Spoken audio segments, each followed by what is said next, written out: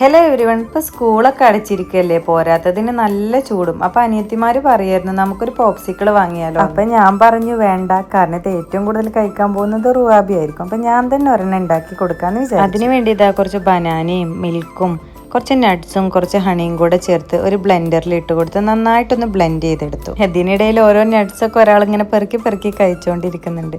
ഇനി നമുക്ക് പെട്ടെന്ന് തന്നെ ഉണ്ടാക്കിയെടുക്കാം, ഇല്ലെങ്കിൽ പിന്നെ ഉണ്ടാക്കാനുള്ള സാധനം നമ്മൾ വേറെ പോയി വാങ്ങേണ്ടി വരും.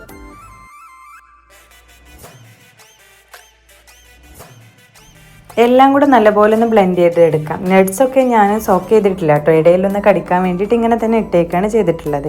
ഇനി ഒരു 3-4 മണിക്കൂർ ഫ്രീസ് ആയി കഴിഞ്ഞാൽ നമ്മുടെ സംഭവം ഇവിടെ റെഡിയായി. അപ്പം നമുക്കിത് റൂമുകൾക്ക് കൊടുത്താലോ.